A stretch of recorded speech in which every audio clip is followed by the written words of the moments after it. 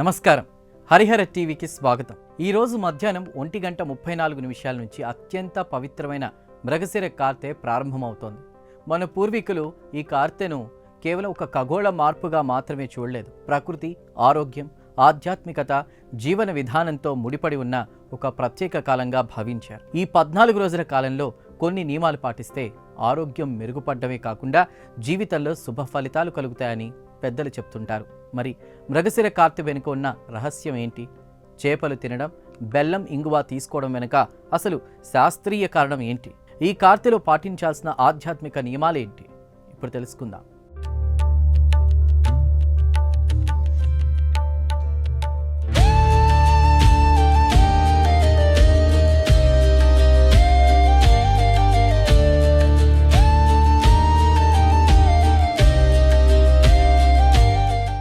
June 8వ తేదీ మధ్యాహ్నం నుంచి ప్రారంభమయ్యే మృగశిర కార్తె జూన్ 21 వరకు కొనసాగుతుంది. ఈ 14 రోజుల కాలాన్ని మన పూర్వీకులు అత్యంత ప్రత్యేకమైన సంధికాలంగా పేర్కొన్నారు. ఎండాకాలం ముగిసి వర్షాకాలం ప్రారంభమయ్యే ఈ సమయంలో ప్రకృతిలో అనేక మార్పులు చోటు చేసుకుంటాయి. ఉష్ణోగ్రతలు తగ్గుతాయి, గాలిలో తేమ పెరుగుతుంది, వాతావరణం ఒక్కసారిగా మారిపోతుంది. ఈ మార్పులు కేవలం ప్రకృతిలోనే కాదు, మన శరీరంలో కూడా ప్రభావం చూపుతాయని ఆయుర్వేదం, సాంప్రదాయ వైద్య విధానాలు చెబుతున్నాయి.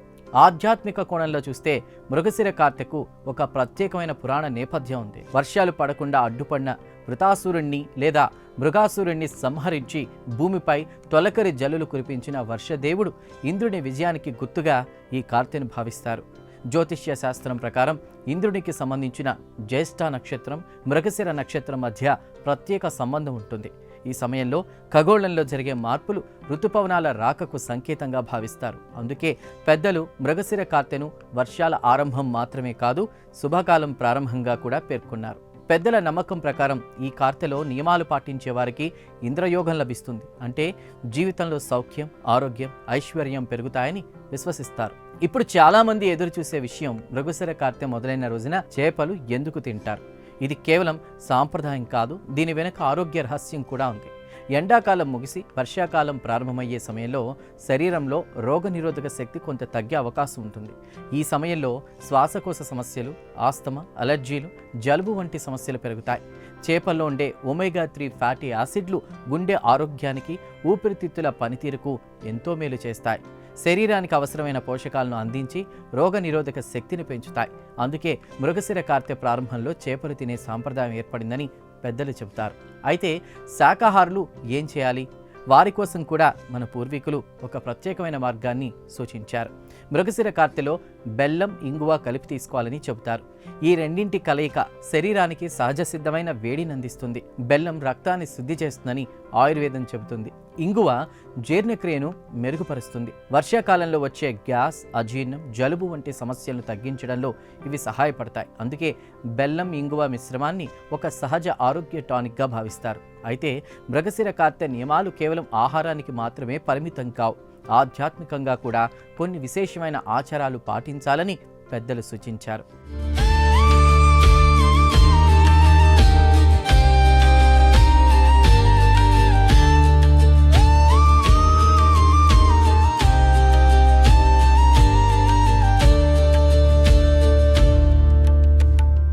ఈ 14 రోజుల పాటు ఉదయాన్నే లేచి సూర్య నమస్కారాలు చేయడం చాలా మంచిదని చెబుతారు.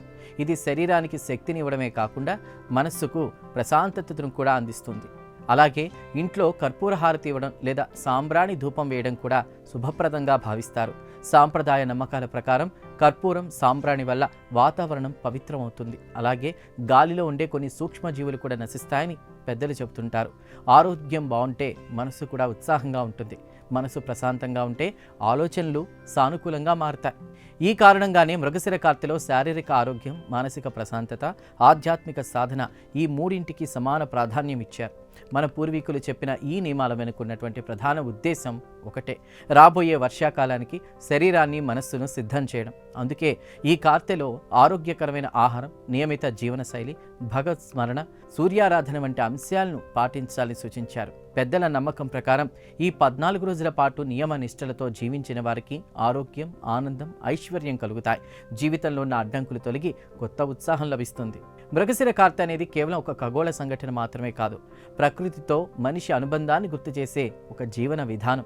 ఆరోగ్యం, ఆధ్యాత్మికత, సానుకూల ఆలోచనలతో జీవితం పూల పాన్పులా మారాలని మన పూర్వీకులు అందించిన అమూల్యమైన సందేశం. ఈ మృగశిర కార్తెలో మీరు కూడా ఆరోగ్యకరమైన అలవాట్లు, ఆధ్యాత్మిక నియమాలు పాటించి జీవితాన్ని మరింత సుఖమయంగా మార్చుకోండి. ఓం నమో నారాయణాయ. హరిహర టీవీ వీక్షిస్తున్నందుకు ధన్యవాదాలు.